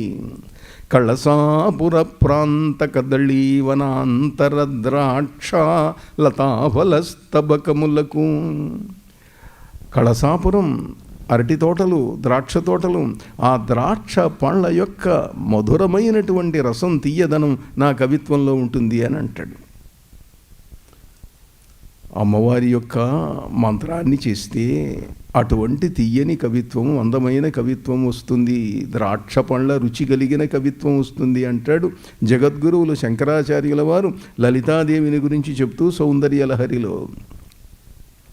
శరజ్యోత్స్నాశుద్ధాం శశియుత జటాజూటమకుటాం వరత్రాసత్రాణ స్ఫటిక ఘుటికా పుస్తకకరాం సకృన్నత్వా నత్వా కథమపి సతాం సన్నిదధతే మధుక్షీరద్రాక్ష మధురి మధురీణా ఫణితయః. అమ్మవారిని సరస్వతిలాగా, తెల్లగా, వెన్నెలలాగా. లలితాదేవి ఎలా ఉంటుంది? లలితాదేవి ఎర్రగా ఉంటుంది. మీరు అందరూ శ్లోకాలు వచ్చిన వాళ్ళేగా. అరుణాంకరుణా తరంగి దాక్షీం ధృతపాశాంకుశ పుష్పబాణచాపాం అణిమాదిభిరావృతం మయూఖైరహమిత్యేవ విభావయే భవానీ. ఎర్రగా ఉంటుంది లలితాదేవి. మామూలుగా ఎవరైనా ఎర్రగా ఉంటారా? అసలు ఆలోచించండి. మనం మామూలుగా ఏదో పెళ్లి సంబంధాలు చూసేటప్పుడు పిల్లవాడిని ఎవరే నీకు ఎట్లాంటి అమ్మాయి కావాలంటే ఎర్రగా ఉండాలి అంటాడు. ఎర్రగా ఉండాలి అంటే ఎర్రగా రక్తంలాగా ఉంటే అసలు మనిషి భయపడతాం. అంటే ఎరుపు అంటే కొంచెం బంగారు రంగు అని అర్థం. పచ్చగా బంగారు రంగుతో ఉండాలి అనొచ్చు, తెల్లగా ఉండాలి అనొచ్చు, కానీ ఎర్రగా ఉండాలి. ఏదో ఆచారం, ఒక నానుడి అలవాటైపోయింది. నల్లగా ఉండాలి, నాకు నల్లటి వాళ్ళు కావాలి అని ఎవరైనా కోరుకుంటారా? కోరుకుంటారు. అంటే మన భారతదేశంలో అంత అలవాట్లేదు, కానీ రష్యాలో, నార్వేలో, స్వీడన్లో, సముద్ర తీర హిమాలయ ప్రాంతాలలో, లేకపోయేటట్టయితే పర్వత ప్రాంతాలలో, ఉత్తర ధ్రువ ప్రాంతాలలో అందరూ తెల్లగా పిండి బొమ్మల్లాగా ఉంటే చూసి చూసి విసుగు పుట్టి కాస్త నల్లగా ఉండేవాళ్ళు దొరికితే బాగుంటుంది అని అనుకుంటారు. వాళ్ళ నవల్స్ చూడండి మీరు. You see that sturdy black young man, that the black girl. ప్రాచీన కాలంలో కూడా లోకోత్తర సౌందర్యవతులైనటువంటి వాళ్ళందరూ నల్లగా ఉండేవాళ్లే. ఎవరి కోసం భారత యుద్ధం జరిగిందో ద్రౌపదీదేవి, ఆమె కృష్ణ, ఆమె నల్లగా ఉండేది. జగదేక సౌందర్యవతి అయి అనేక యుద్ధాలకు కారణమైనటువంటి క్లియోపాత్ర నల్లగా ఉండేది. పురుషుల్లో కూడా సౌందర్యవంతులైన వాళ్ళు, రాముడు నల్లగా ఉంటాడు, కృష్ణుడు నల్లగా ఉంటాడు, సౌందర్యానికి అధిదేవత అయినటువంటి మన్మధుడు నల్లగా ఉంటాడు. మీరేదో నల్ల రంగు గురించి ప్రచారం మొదలుపెట్టారా ఏమిటండి అని అనుకోవచ్చు. ఊరికే ఉన్న దేవతల్లో ఉన్న సంగతి చెబుతున్నాను నేను. అలా శారదాదేవి తెల్లగా ఉంటుంది, పరమేశ్వరి జగన్మాత లలితాదేవి ఎర్రగా ఉన్నా ఆమె మంచి కవిత్వం ఇచ్చేటప్పుడు తెల్లగా ఉంటుంది. ఆమె తెల్లగా ఉన్న లలితాదేవిని పూజించండి అంటారు శంకరుల వారు. శరజ్యోత్స్నాశుద్ధాం శశియుత జటాజూటమకుటాం. అమ్మవారు తెల్లగా ఉంటుంది, వెన్నెలలాగా తెల్లగా ఉంటుంది, చంద్రుణ్ణి ధరించి ఉంటుంది అని చెబుతూ ఉంటే భారతదేశంలో ఉన్న ప్రాచీన కవులందరూ కూడా సరస్వతీదేవిని తెల్లగానే వర్ణించారు. పోతన గారైతే చెప్తాడు, అన్ని తెల్లటి వస్తువులు పెద్ద లిస్టు చెప్పి ఇట్లా ఉంటుంది అన్నాడు. శారద నీరదేందు ఘనసార పటీరమరాళ మల్లికాహార తుషారఫేన రజతాచలకాశ ఫణీశ కుంద మందార సుధాపయోధి శితతామర సామర వాహిని శుభాకారత నొప్పు నిన్ను మదిగానగయ నడుగల్గు భారతి. ఎప్పటికీ చూస్తానమ్మా నిన్ను, వెన్నెలలాగా, స్ఫటికంలాగా, చంద్రుడిలాగా, శరత్కాలపు మేఘంలాగా అని ఎన్నో మల్లెపూల్లాగా, జాజిపూల్లాగా తెల్లటి వస్తువుల లిస్ట్ అంతా ఇచ్చేసాడు పోతన గారు. సరస్వతీదేవి తెల్లగా ఉంటుంది. ఆమెను ఆరాధిస్తే మధుక్షీరద్రాక్ష మధురి మధురీణా ఫణితయ, తేనెలాగా, పాలలాగా, ద్రాక్షరసంలాగా ఉండేటువంటి మంచి కవిత్వాన్ని, మంచి మాటలను, తీయగా ఉండేటువంటి వాక్ శక్తిని ప్రసాదిస్తుంది. సరస్వతిలాగా అయి, తెల్లగా అయి లలితాదేవి ఇస్తుంది అని శంకరుల వారు లలితాదేవిని వర్ణిస్తూ చెప్తాడు ఆయన. సంస్కృతంలో దండి అని ఒక కవి ఉన్నాడు. ఆయన సర్వశుక్ల సరస్వతి, సరస్వతీదేవి అంతా తెల్లగా ఉంటుంది అన్నాడు. ఆ రోజుల్లో విజ్జిక అని ఒక ఆవిడ ఉండేది, నల్లగా ఉండేది, మంచి కవిత్వం చెప్పేది. ఆమె చమత్కారంగా అన్నది, దండి నన్ను చూడలేదు, చూసుంటే సరస్వతి నల్లగా ఉంటుందని చెప్పేవాడు. నీలోత్పల దళ శ్యామాం విజ్జికాం మాం అజానత వృధైవ దండినా ప్రోక్తం సర్వశుక్లా సరస్వతి. దండి నన్ను చూడలేదు, చూసుంటే అలా చెప్పుండేవాడు కాదు అని అంటుంది విజ్జిక. సరే, దానికేం కానీ లలితాదేవిని ఇట్లా తెల్లగా ఉండేట్టు భావించినటువంటి శంకరులు, జగద్గురువులు, ఆయన ఇంకో శ్లోకం కూడా పక్కనే చెప్పాడు. తీయగా మాట్లాడతారు, బాగానే ఉంటుంది, తేనెలాగా మాట్లాడతారు, మీరు మాట్లాడితే అందరూ బాగానే సంతోషిస్తారు, కానీ మీరు చెప్పిందంతా వింటారో వినరో, మీరు చెప్పినట్టు చేస్తారో చెయ్యరు. చెప్పినట్లు చెయ్యాలంటే మళ్ళీ వాక్కుకు తీయదనం ఒక్కటే కాక వశీకరణ లక్షణం కూడా కావాలి. వశీకరణ లక్షణం కావాలంటే ఎట్లా ఉండాలి అని అంటే మళ్ళీ ఎరుపు రంగులోకి మారాల్సిందే అన్నాడు ఆయన. కవీంద్రాణం చేత కమలవన్న బాలాతపరుచిం భజంతే ఏ సంతః కతిచిదరుణామేవ భవతీం విరించి ప్రేయస్యాస్తరళతర శృంగారలహరి గభీరాభిర్వాగ్భిర్విదధతి సతాం రంజనమమీం. బాలార్కుడిలాగా, బాలసూర్యుడిలాగా ఎర్రగా ఉండేటువంటి కాంతి కలిగినటువంటి దేవతను లలితాదేవిని అలా గనక మీరు పూజించేటట్టయితే మీకు వశీకరణ శక్తి కలిగిన వాక్కును ప్రసాదిస్తుంది లలితాదేవి అని అంటారు. ఆ లలితాదేవి యొక్క ఆకారం ఇట్లా ఎన్ని రకాలుగానో మహనీయులు వర్ణించారు. ఇందాక తాటంకాల గురించి చెప్తున్నాను. తాటంక యుగళీభూత తపనోడుపమండల అన్నాను. సూర్యుడు, చంద్రుడు తాటంకాలు, కర్ణాభరణాలు, మధ్యలో అమ్మవారి ముఖం ఉన్నది, అటు సూర్యుడు ఇటు చంద్రుడు. గీర్వాణేంద్ర సరస్వతి అని ఒక యతి ఉండేవాడు, సన్యాసి. ఆయన దీంట్లో అమ్మవారి మంత్రం ఉన్నది అన్నాడు. దీంట్లో అమ్మవారి మంత్రం ఉన్నది ఎట్లా అని అంటే, తపన అంటే సూర్యుడు, సూర్యుడి బీజం హరాం, ఉడుప చంద్రుడు, చంద్రుడి బీజం సహా. అమ్మవారి బీజం ఏమిటి? హ్రీంకార రూపిణీ దేవి. అమ్మవారు హ్రీంకారము.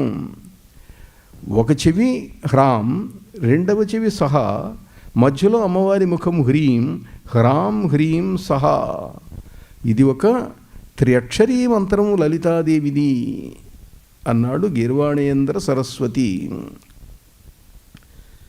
గుంటూరులో శృంగేరి విరూపాక్షపీఠం అని ఉన్నది. దానికి ఒకప్పుడు కళ్యాణానంద భారతీ స్వామి అని పీఠాధిపతిగా ఉండేవారు. ఆయన సహస్రనామాలలో ఉండే, చాలా నామాలలో ఉండే మంత్రములను ఆయన బయటికి తీశాడు. కామేశ్వరాస్త్ర నిర్దగ్ధ సభండాసుర శూన్యక.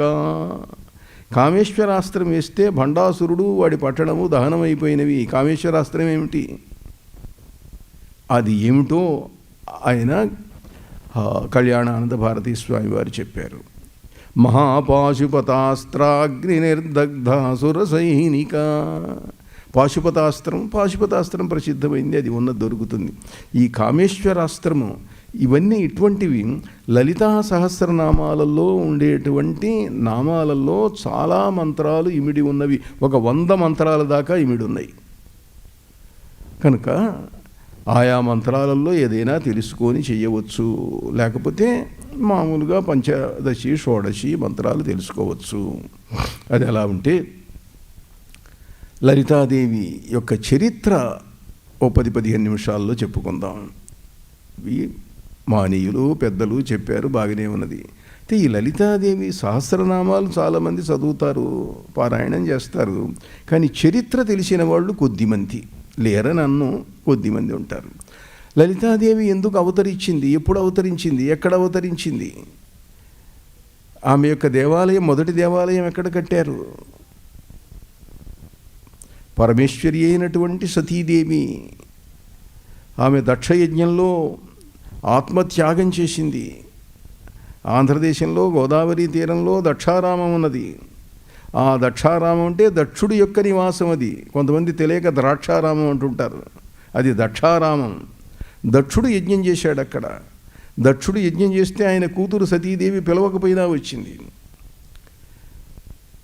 ఆమె భర్త శివుడంటే దక్షుడికి ఇష్టం లేదు, శివదూషణ చేశాడు. ఆమె భరించలేక ఆత్మత్యాగం చేసింది. ఆ ప్రాణత్యాగం చేసిందన్న వార్త విని శివుడు క్రోధోద్రేకంతో వీరభద్రుడిని పంపించాడు. వీరభద్రుడు వచ్చి దక్షాధ్వర ధ్వంసం చేశాడు. తర్వాత శివుడు వచ్చాడు. పడిపోయిన తన భార్య శరీరాన్ని చూసి దాన్ని పట్టుకొని దుఃఖంతో, బాధతో, క్రోధంతో ఆయన తాండవం చేయటం మొదలుపెట్టాడు. లోకాలన్నీ కల్లోలితమైపోతున్నాయి. అందరూ విష్ణుమూర్తిని ప్రార్థిస్తే విష్ణుమూర్తి వచ్చి చక్రాన్ని ప్రయోగించి ఆ సతీదేవి శరీరాన్ని ఖండములు చేశాడు. ఆ ఖండములు పడిన చోట్లే శక్తిపీఠాలైనాయి.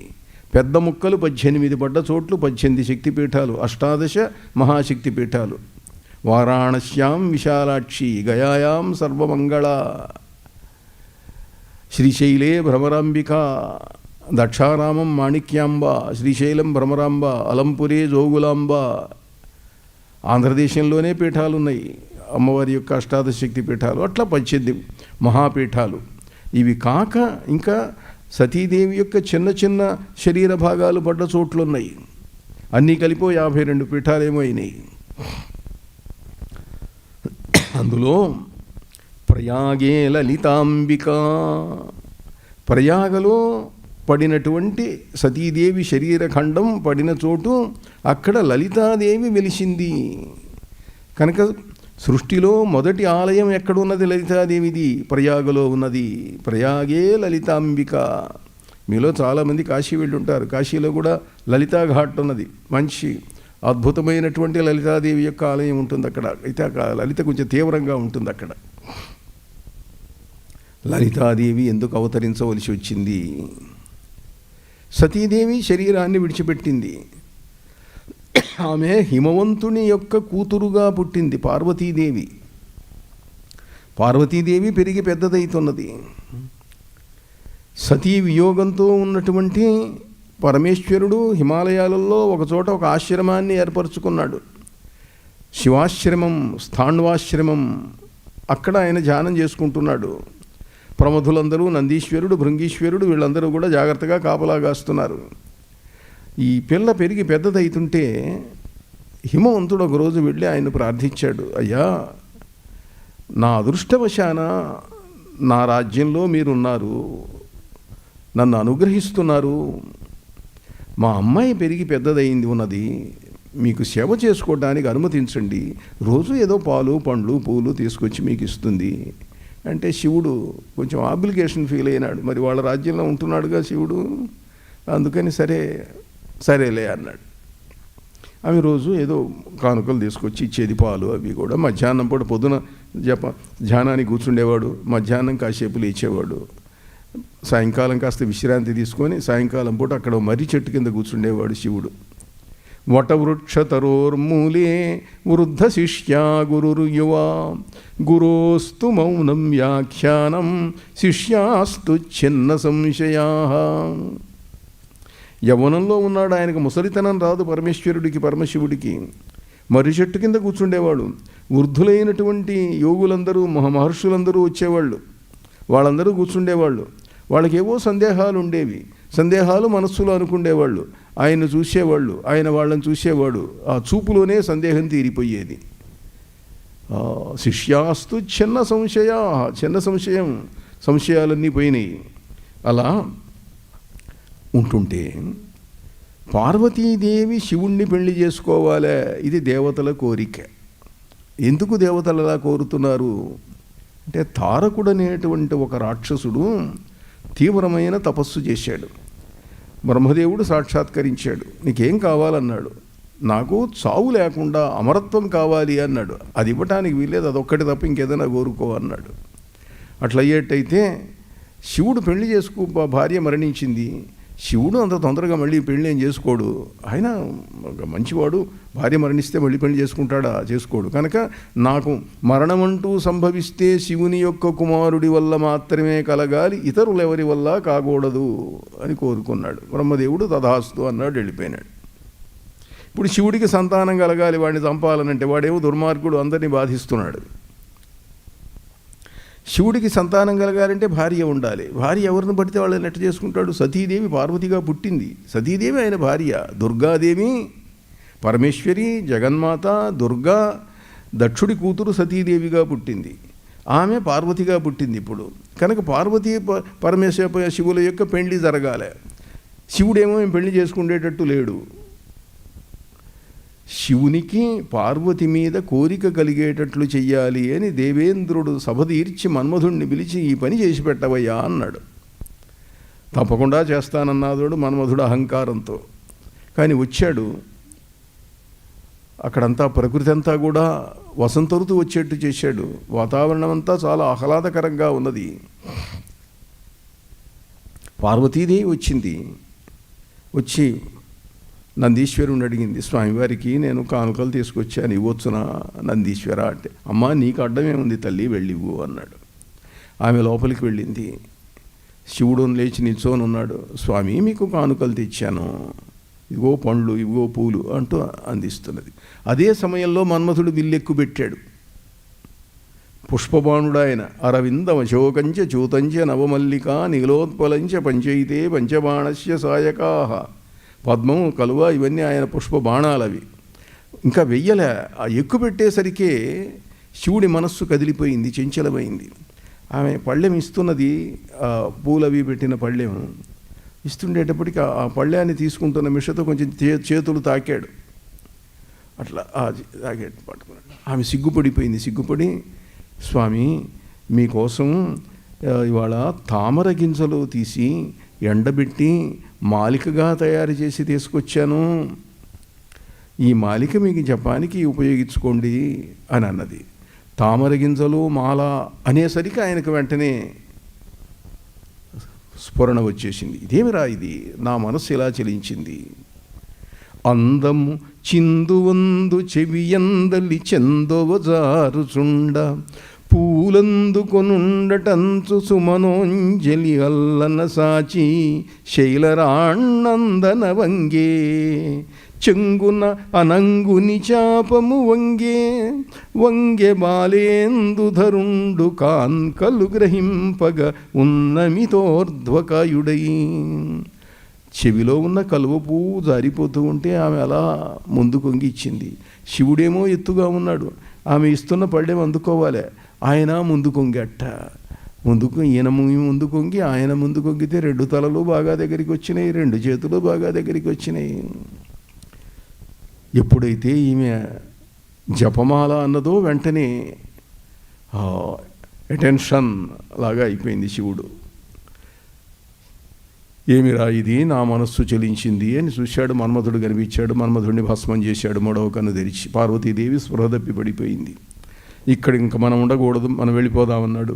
శివుడు, ప్రమథులు అందరూ అదృశ్యమైపోయినారు. పార్వతీదేవిని హిమవంతుడు వచ్చి తీసుకొని వెళ్ళిపోయినాడు. అక్కడ మిగిలింది ఏమిటి?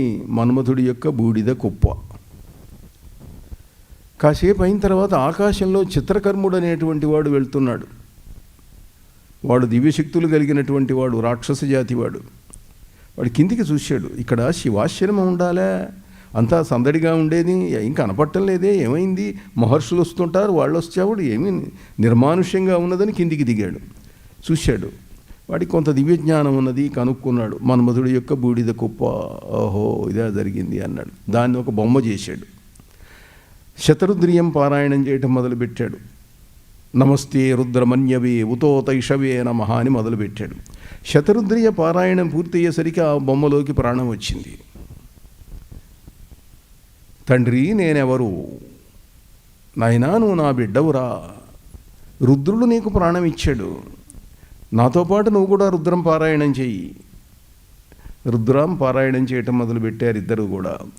పరమేశ్వరుడైన రుద్రుడు దిగొచ్చాడు.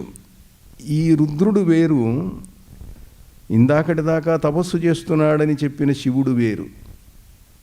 ఈ శివుని కంటే ఆ రుద్రుడు గొప్పవాడు.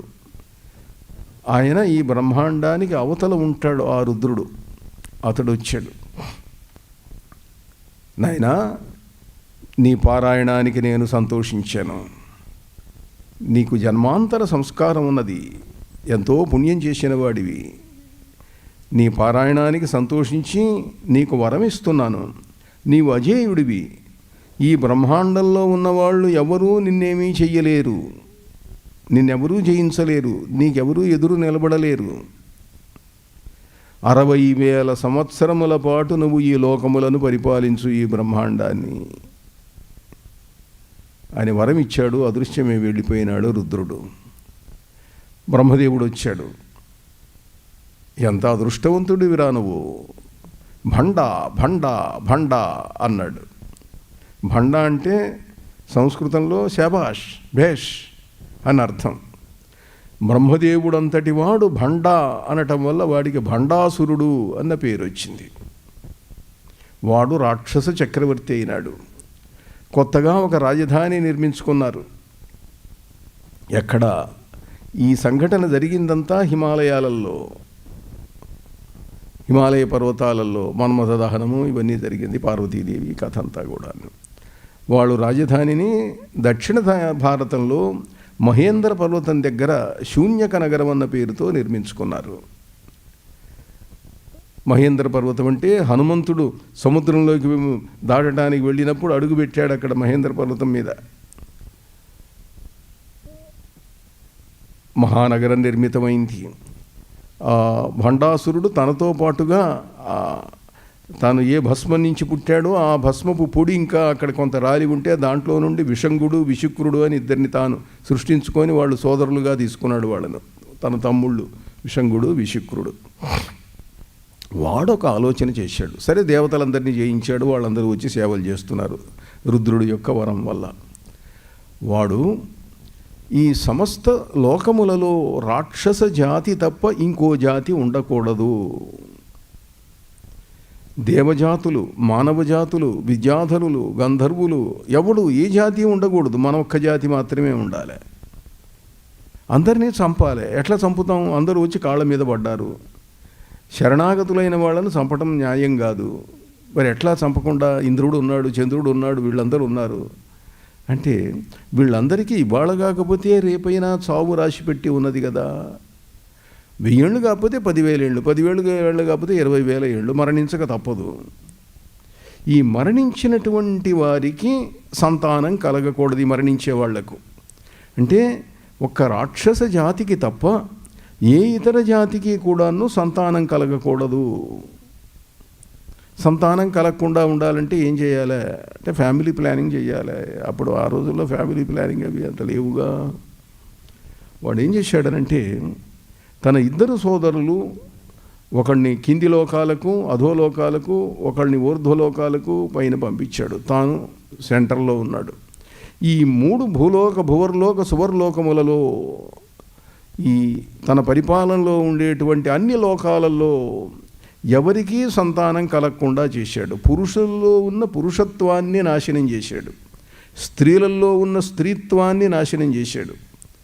ఎవరూ సంసారం చెయ్యలేరు, శక్తిహీనులందరూ కూడా.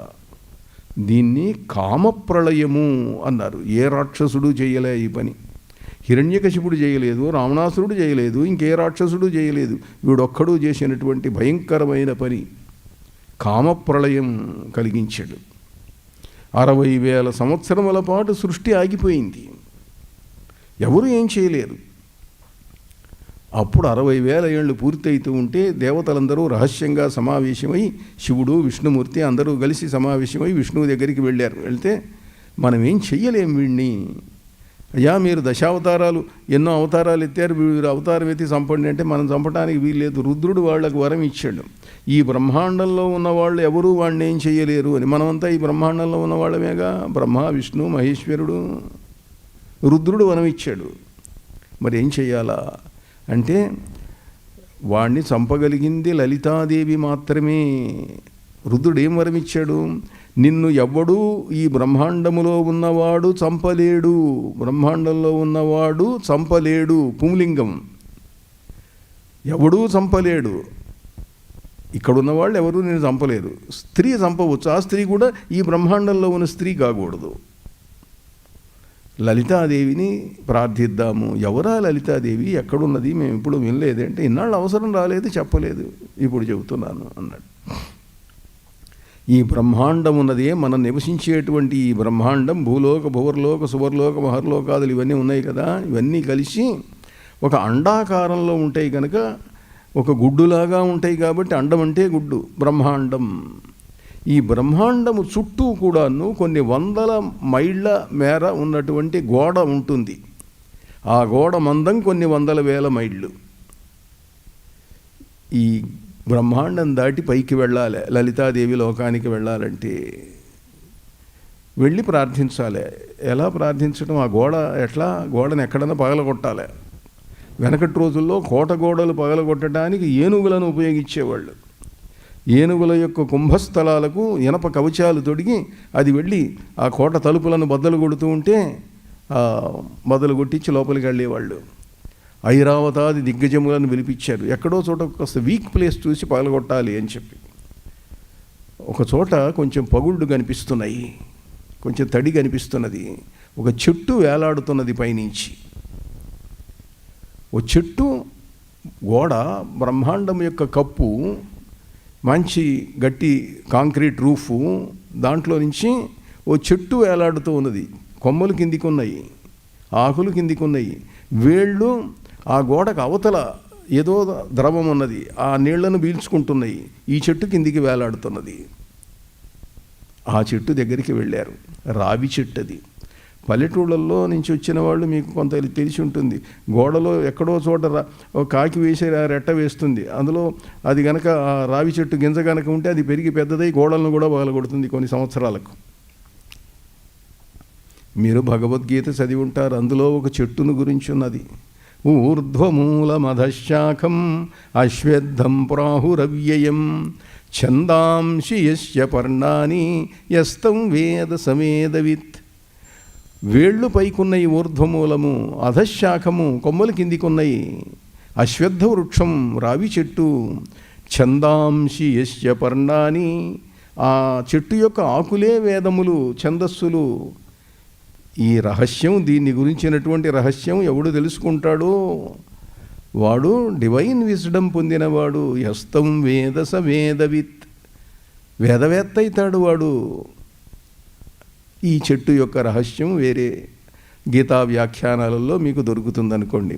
ఆ చెట్టు దగ్గర పగలగొట్టించారు. నెమ్మదిగా వీళ్ళందరూ పైకి వెళ్ళారు. పైకి వెళితే ఈ బ్రహ్మాండం లాంటివి బంతులలాగా అక్కడ ఉండేటువంటి క్షీర సముద్రం, మిల్కీ వే, దాంట్లో తేలాడుతూ ఉన్నాయి, బంతుల్లాగా అవే తేలుతూ ఉన్నాయి. ఇవి దాటుకుంటూ దాటుకుంటూ వెళ్తున్నారు. ఆ ప్రతి బ్రహ్మాండంలోనూ బ్రహ్మ విష్ణు మహేశ్వరులు ఉన్నారు. వీళ్ళు దాటుకుంటూ వెళ్తుంటే ఓ బ్రహ్మాండం బ్రహ్మ విష్ణు మహేశ్వరులు కనిపించి, ఇంద్రాది దేవతలు కనిపించి, ఓహో మీరు ఆ బ్రహ్మాండం నుంచి వస్తున్నారా, సరే కాస్త కాఫీ తాగి వెళ్ళండి. రుద్రుడి దగ్గరికి వెళ్ళారు. రుద్రుడు ఉండేటువంటి చోట ఒకటి ఉన్నది, ఓ పెద్ద స్కంధావారం, క్యాంప్ ఆఫీస్. అయ్యా మేమందరం కూడాను నువ్వు ఇచ్చిన వరం వల్ల వాడు ఇట్లా దుర్మార్గాలు చేస్తున్నాడు, మేమేం చేయలేకుండా ఉన్నాము, లలితాదేవిని ప్రార్థిద్దామని వచ్చాము, ఆమె ఇంటర్వ్యూ ఇప్పించండి అని అడిగారు. అంటే no interview is not granted, no permission. లలితాదేవిని చూడటానికి మీకు పర్మిషన్ ఇవ్వటం లేదు అన్నాడు. అయ్యా ఎట్లనండి, ఆమెను చూడాలంటే మీరు క్వాలిఫై కావాలి, మీరు పంచదశి మంత్రం చెయ్యాలి, షోడశి మంత్రం చెయ్యాలి. మాకు తెలియదు, నేను మంత్రం చెబుతా, నా భార్య ఇక్కడున్నది, ఆవిడ చేతిలో జపమాల ఉన్నది, దాంట్లో నుంచి కొన్ని లక్షల కోట్ల జపమాలలు పుడతాయి. మాలలు ఇస్తాము, మంత్రం ఇస్తాము, మీరు మళ్ళీ కిందికి వెళ్ళి మీ బ్రహ్మాండంలోకి వెళ్ళి జపం చేయండి, పురస్చరణ పూర్తి చేయండి. జప సంఖ్య పూర్తయిన తర్వాత నేను కిందికి వస్తా, నేను వచ్చి మీ చేత హోమం చేయిస్తా, అప్పుడు లలితాదేవిని వచ్చేట్టు చేద్దాము. వాళ్ళందరూ పురస్చరణలు చేశారు. రుద్రుడు వచ్చాడు. హిమాలయాల్లో పెద్ద కుండం తవ్వారు. ఆ పెద్ద కుండం తవ్వి అందులో యజ్ఞం మొదలుపెట్టారు. యజ్ఞానికి సిద్ధంగా ఉన్నాయా, నేతి డబ్బాలు ఉన్నాయి, అవి ఉన్నాయి, ఇవి ఉన్నాయి, ఇవేం అక్కర్లేదు. ఈ బ్రహ్మాండంలో ఉన్న ఏ వస్తువుతో హోమం చేసినా రాదు లలితాదేవి. వాణ్ణి చంపటానికి, వాణ్ణి చంపాలంటే ఈ వస్తువులు పనికిరావు. ఆయన అవతలి లోకం నుండి సప్తమారుతములను ఆవాహనం చేసి తన 3వ కన్ను నుండి పుట్టిన అగ్నిలో మంటను సృష్టించాడు, హోమాగ్నిని సృష్టించాడు. దాంట్లో యజ్ఞం చేశారు. దేవతలందరినీ మీ శరీర భాగములు ఖండించి ఆహుతులు వేయండి అన్నాడు. అలా వేశారు. పరమేశ్వరి లలితాదేవి ఆవిర్భవించింది. ఆవిర్భవించి, నాయనా భండాసురుణ్ణి చంపటానికి వచ్చాను నేను, మీ కష్టాలు తీరుస్తాను, పదండి యుద్ధానికి అన్నది. ముగింపుకు వస్తున్నాను, ఇంకా 2 నిమిషాల్లో ముగిద్దాం. అమ్మా, మేమంతా సిద్ధంగా ఉన్నాం తల్లి, దేవతలందరం, మీరెవ్వరూ యుద్ధానికి అక్కర్లేదు నాయన, మీరంతా 60,000 సంవత్సరాల పాటు కష్టాలు పడి అలిసిపోయి ఉన్నారు, నేనే చంపుతాను వాడిని. మరి సైన్యం కావాలి కదమ్మా, వాడి దగ్గర మహాసైన్యం ఉన్నది. ఆమె సైన్యాన్ని సృష్టించింది, కొన్ని లక్షల కోట్ల మందిని సృష్టించింది. అందులో 99% స్త్రీలు. The first women army in the world. మహిళా సైన్యం. ఈ మహిళా సైన్యం వెళ్ళి భండాసురుణ్ణి నాశనం చేసింది. కొద్దిమంది మగవాళ్ళు ఉన్నారు, భైరవులు, గణపతి, ఏవో వీళ్ళను అవసరం కొద్దీ కొన్ని చోట్ల సృష్టించింది. ఆ యుద్ధం 3 రోజుల పాటు జరిగింది. 3 రోజుల పాటు జరిగిన మహాయుద్ధంలో యుద్ధ వర్ణన ఒక్కటి చెప్పాలంటేనే 1 వారం రోజులు పడుతుంది. ఎంత అద్భుతంగా యుద్ధం జరిగిందో. లలితాదేవికి భండాసురుడికి జరిగినటువంటి మహాయుద్ధం, అత్యంత భయంకరమైనటువంటి ఆ యుద్ధంలో లలితాదేవి మహా కామేశ్వరాస్త్ర నిర్దగ్ధ సభండాసుర శూన్యక, చివరకు కామేశ్వరాస్త్రాన్ని ప్రయోగించి ఆ భండాసురుణ్ణి సంహరించింది ఆవిడ. లోకాలకు భండాసురుని యొక్క పీడ తప్పిపోయింది. అప్పుడు దేవతలందరూ ప్రార్థించారమ్మా, సృష్టి రావాలి, ఇంకా సృష్టి ఆగిపోయింది, సృష్టి కావాలంటే మన్మథుడు కావాలి. మన్మథుడినేమో శివుడు దహించాడు, మన్మథుడిని బతికించు తల్లి అంటే ఆమె అప్పుడు మన్మథుడిని బతికించింది. ఆ తర్వాత పార్వతీ పరమేశ్వరుల యొక్క పెండ్లయింది. తారకాసురుడు సంహరించబడ్డాడు. ఇంకా మిగతా కథలన్నీ పురాణాలలో ఎన్నో ఉన్నాయి. అట్లా లలితాదేవి యొక్క అవతరణ గాథ బ్రహ్మాండ పురాణంలో చాలా విశేషాలతోటి ఎంతో రమణీయంగా వర్ణించబడింది. లలిత సహస్రనామాలు బ్రహ్మాండ పురాణంలో ఒక భాగం. ప్రతి నామంలోనూ కూడా ఎన్నో విశేషాలు ఉన్నాయి. ఈ కథ ఇలా సాగుతూ ఉంటుంది. చాలా అనేకములైనటువంటి కథలు, ఉపకథలు, చాలా విశేషాలు వీటన్నింటితోటి సాగుతూ ఉంటుంది. ఈ పూటకు సకుంకుమ విలేపనాం అళిక చుంబిక స్తూరికాం సమందహసితేక్షణాం సశరజాపపాశాంకుశాం అశేషజనమోహినీం అరుణమల్యభూషాంబరాం జపాకుసుమభాసురాం జపవిధౌ స్మరేదంబికాం. అలా లలితాదేవిని స్మరిస్తూ ఈ పూటకు స్వస్తి. నారాయణ నారాయణ.